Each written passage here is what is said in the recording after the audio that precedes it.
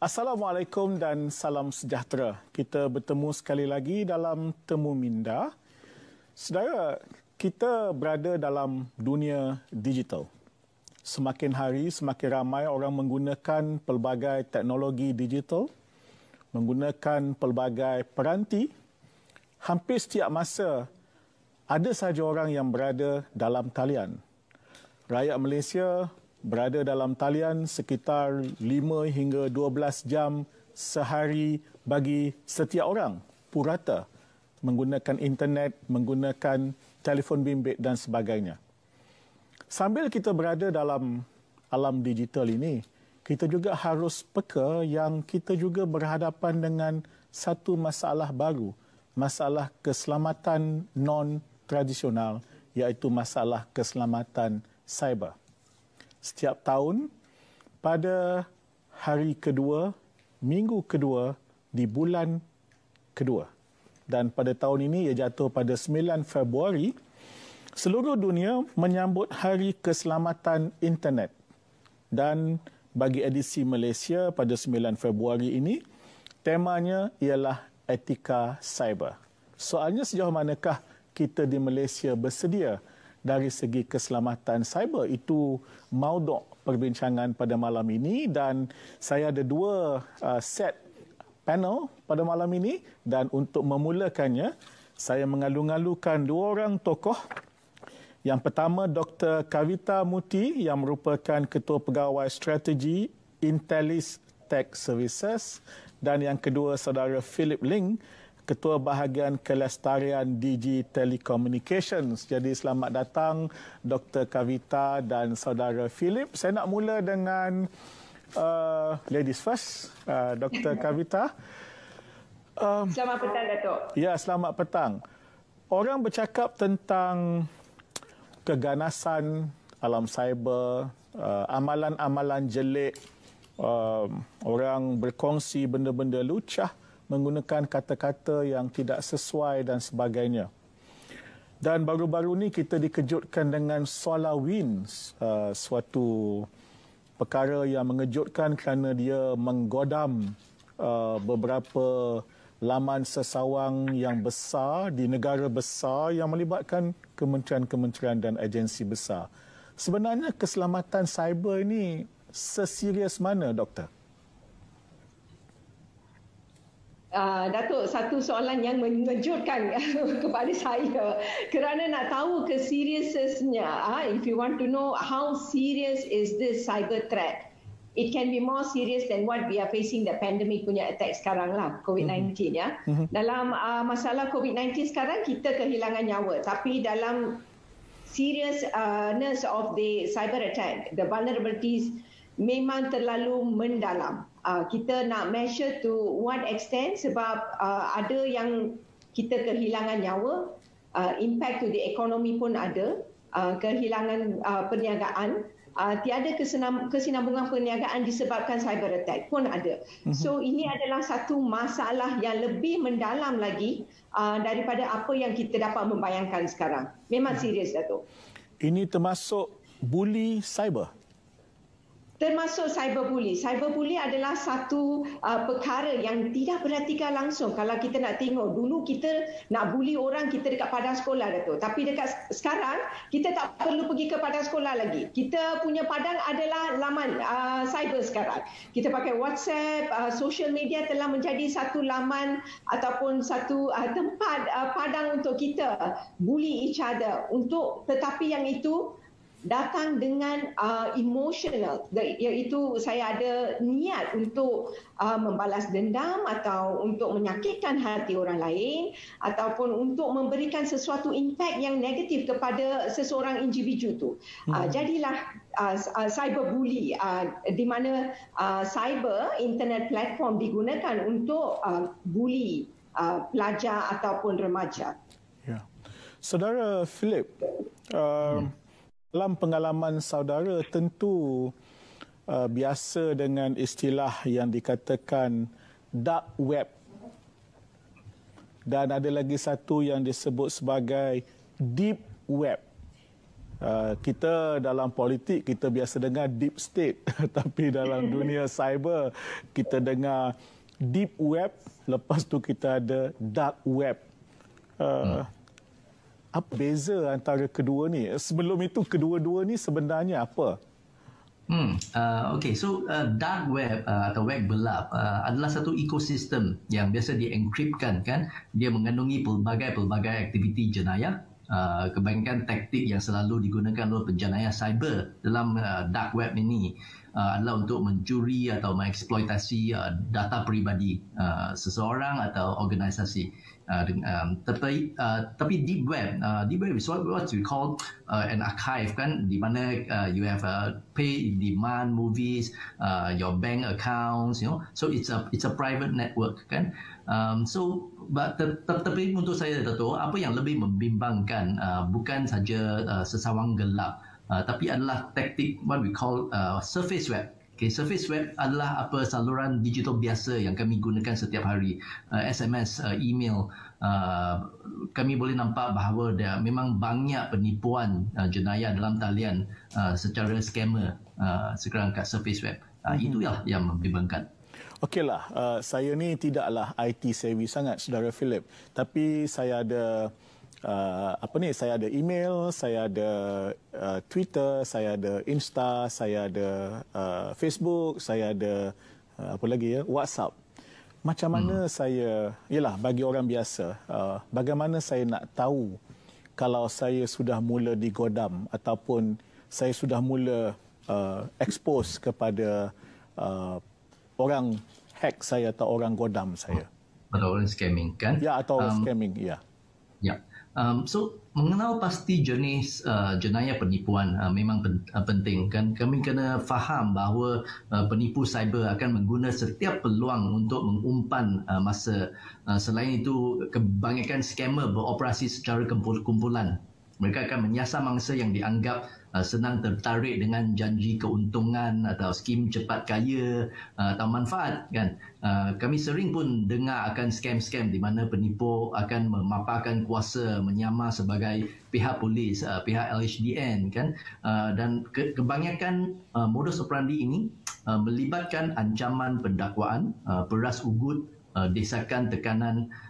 Taktik keji ini menyebabkan mangsa berasa cemas, panik, kan. Apabila panik atau takut, khususnya warga tua, mereka akan mengambil tindakan terburu-buru dan biasa menanggung kerugian besar. Jadi penting untuk meningkatkan pengetahuan tentang jenis-jenis penipuan yang sering diulang, kan, yang boleh nampak di surat khabar, di social media. Jadi apa yang kami perlu sedar ialah, tak kira kami tua atau muda, lelaki atau perempuan, bekerja di bandar atau di kampung, berpelajaran maupun yang bukan, semua kami berisiko untuk ditipu dengan pelbagai skim palsu ini kalau kami tak berwaspada.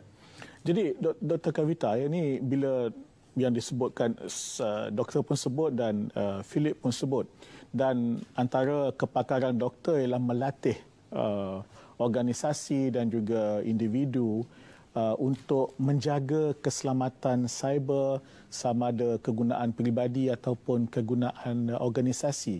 Jadi bagi rakan-rakan kita, sama ada pemimpin atau pegawai di organisasi, baik kerajaan ataupun swasta atau peribadi, apa nasihat agaknya untuk mendalami lagi soal-soal keselamatan cyber ini?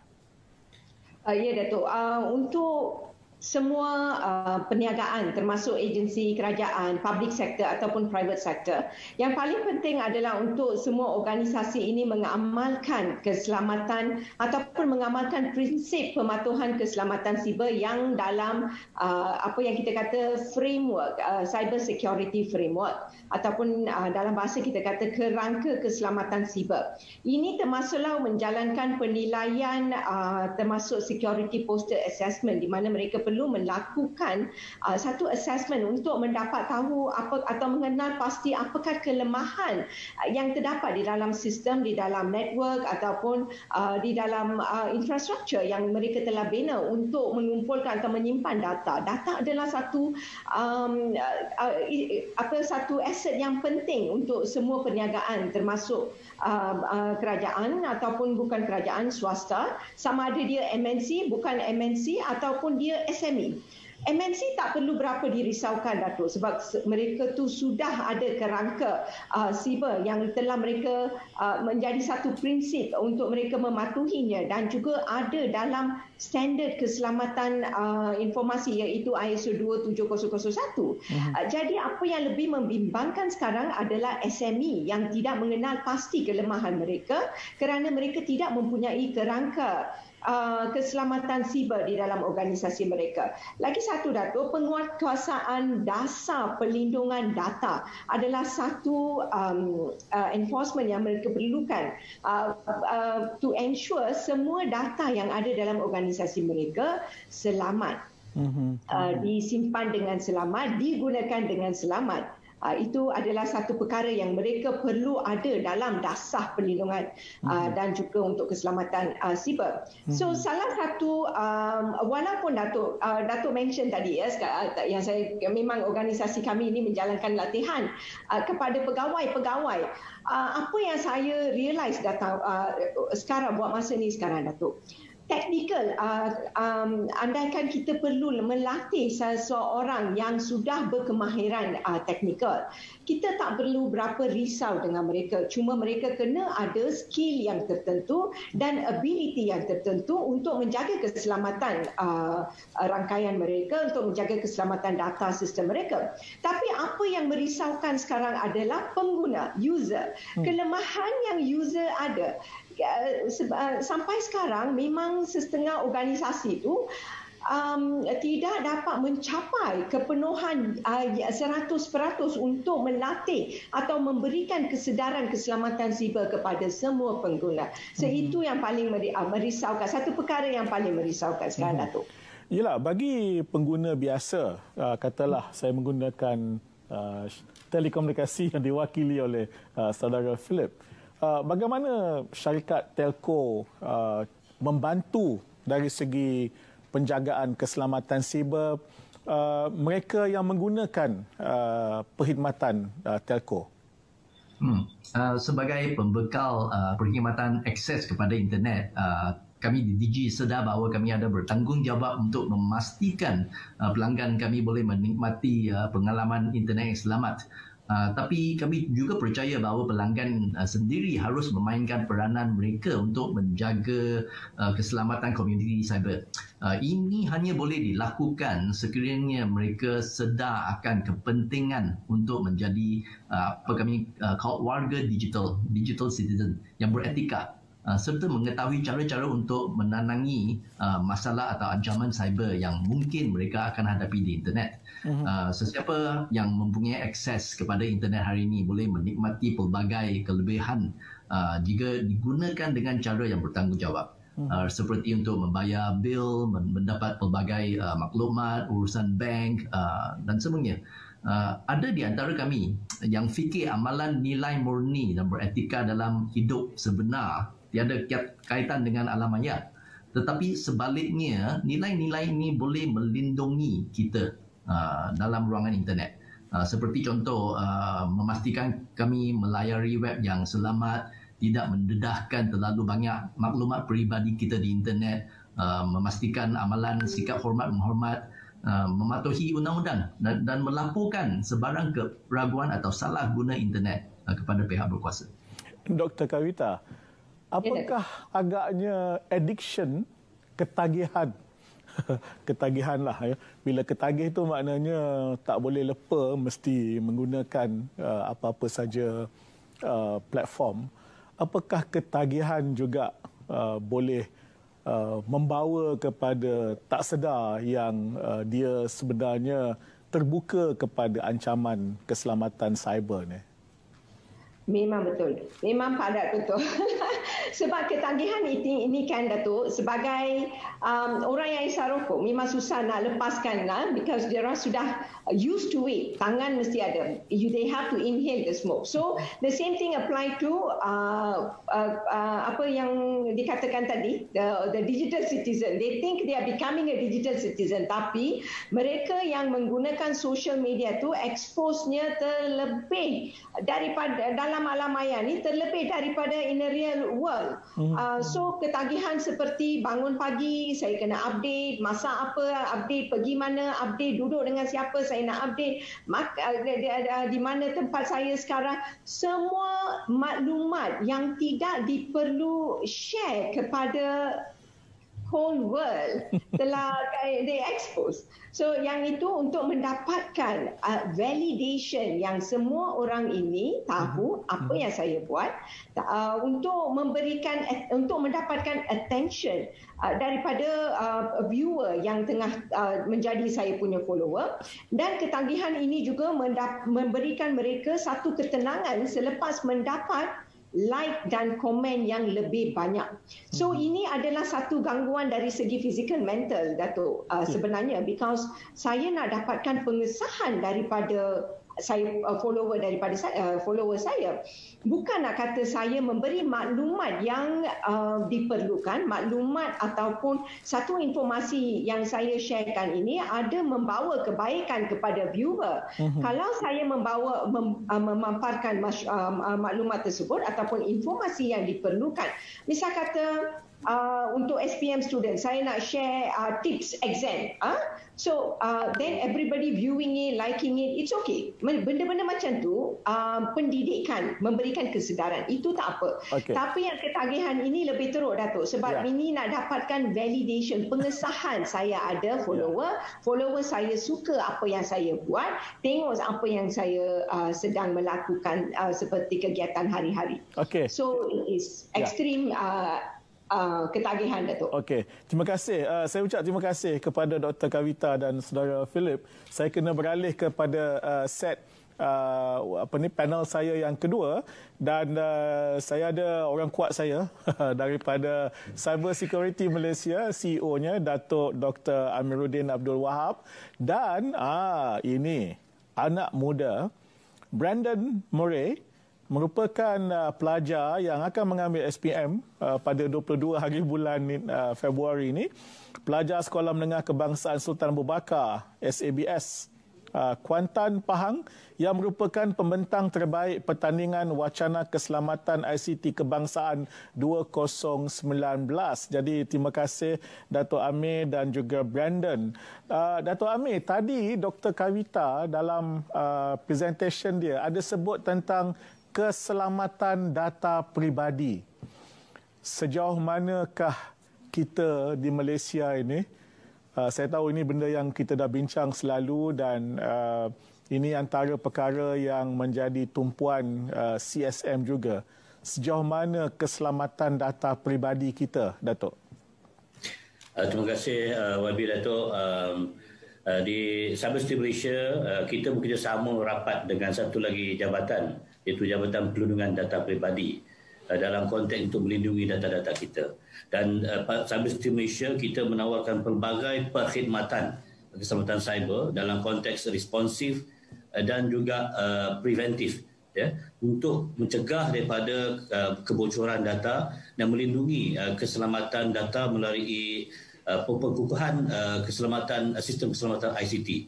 Jadi ini antara aktiviti-aktiviti yang kami tawarkan dalam membantu memperkukuhkan dan menyelamatkan keselamatan data kita. Dan di Cyber Malaysia juga kita ada pusat bantuan Cyber 99, di mana jika berlaku apa-apa insiden, pihak netizen dan pengguna-pengguna data boleh melapor kepada kami di cyber99@cybersecurity.my ataupun call di 1300882999. Ya. Beberapa bulan yang lepas kita dikejutkan, kita di Malaysia tak terkena sangat, tapi ada kuasa besar, negara kuasa besar dikejutkan dengan SolarWinds, dan kita baru-baru ini dikejutkan dengan Ops Wake Up.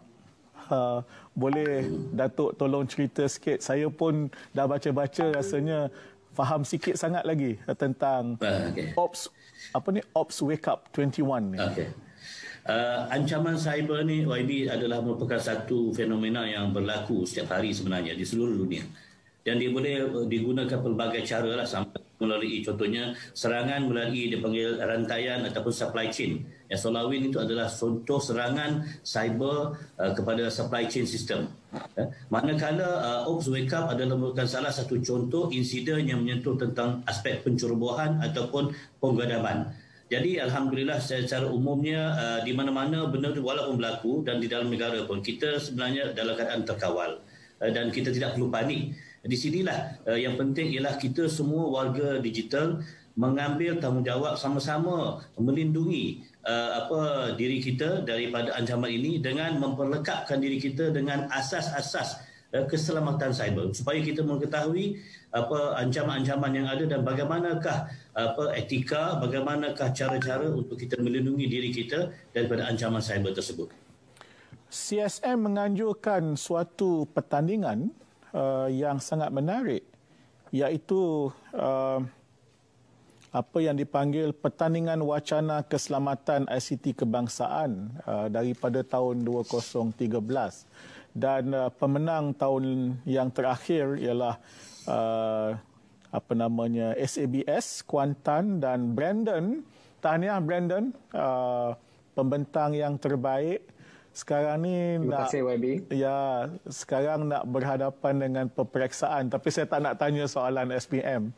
Yang saya nak tanya ialah bagaimana orang muda menjaga saudara sendirilah dengan teman-teman nak memastikan keselamatan cyber, tak kiralah daripada dibuli atau digodam atau kena scammer dan sebagainya. Terima kasih, YB. Jadi, from my perspective, through Nixet and what I have learned is ada banyak scammers, banyak harm dan dangers out there on the internet. Jadi, as young people who use the internet a lot, we have to educate ourselves on how scammers work, how cyberbullying works, and when we understand truly the reason why all of this happens, we are able to not take it as seriously. And as digital citizens who use the internet a lot, we are able to improve our ethics and how we use the internet. Jadi sebelum saya sertai pertandingan Nixet, ada banyak perkara yang I myself do that I didn't realize were wrong.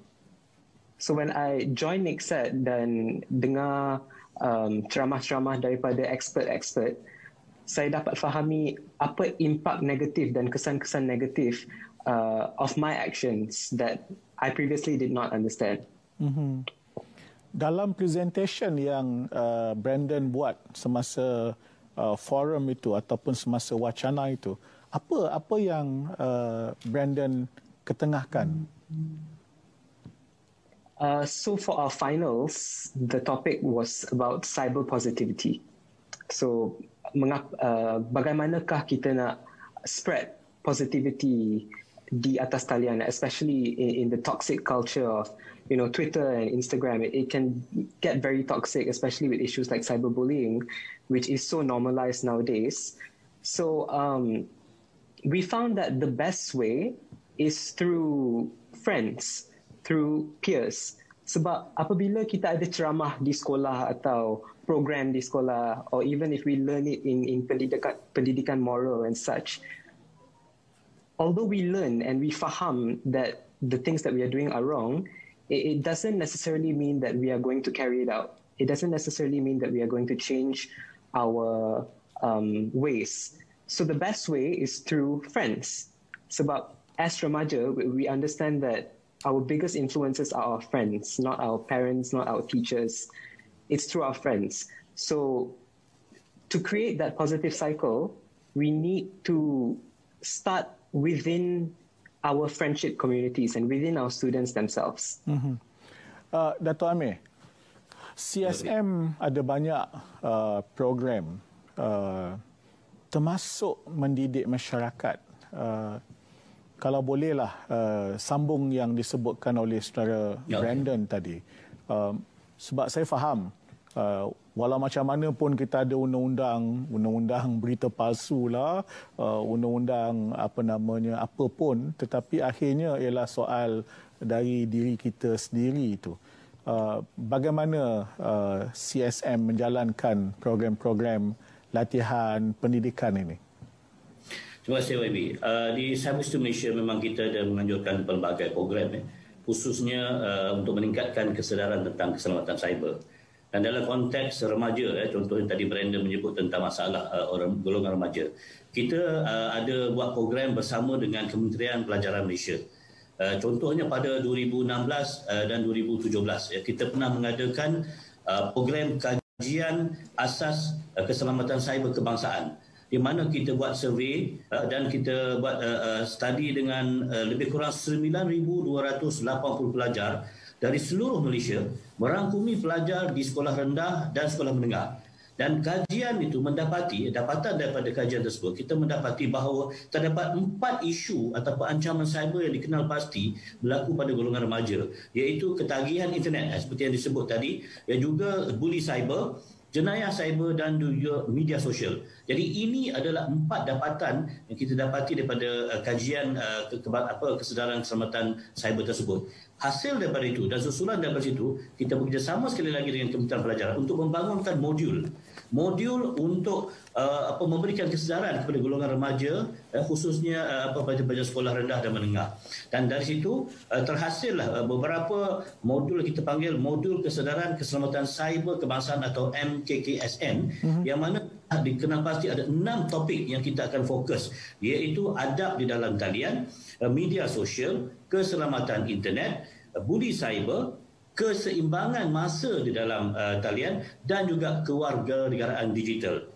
Selain itu, di Cybersecurity Malaysia kita ada banyak mengadakan ceramah yang kita panggil Cybersecurity Awareness Talk, yang mana kita fokuskan kepada isu-isu dan ancaman di alam maya, amalan terbaik, juga menyentuh tentang apakah tips-tips yang terbaik dalam kita menangani isu-isu cabaran cyber ini.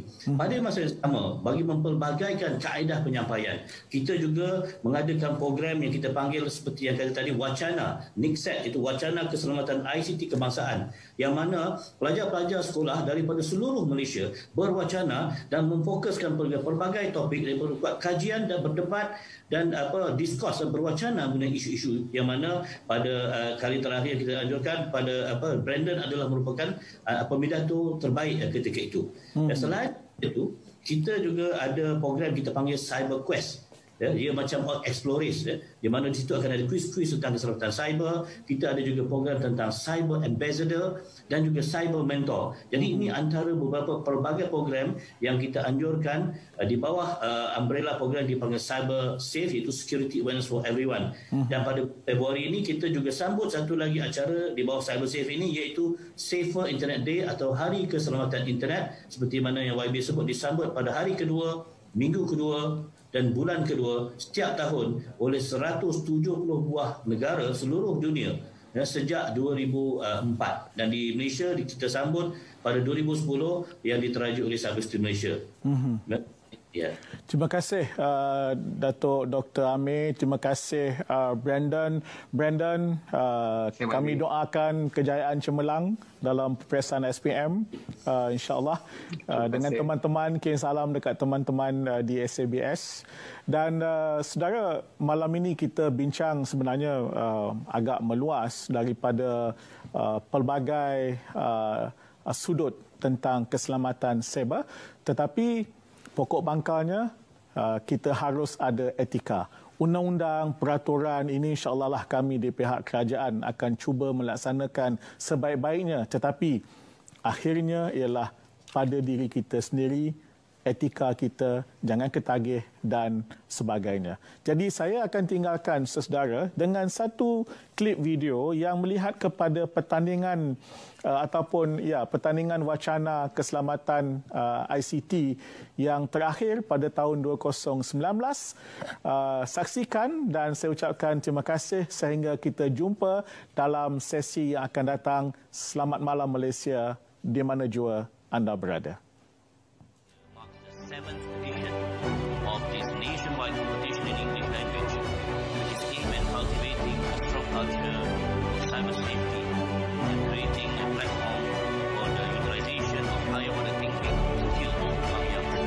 A very good morning again to the members of the panel of experts. We need a program to ensure that this is actually a very, very smart choice and the most effective method. Mixed is more than a journey because I think this is just once in a lifetime opportunity. Mixed is not only a competition, it's a platform where we as students, the ones who participate, can voice out our ideas.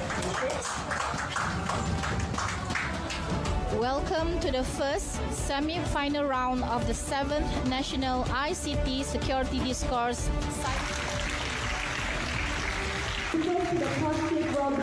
Mixed gives you so much information, so much experience, and Mixed is actually the only competition that I've seen so far that prepares us for the outside world. The correlation between think about the things that gadgets we see. What makes it different than all of these other websites that we already have?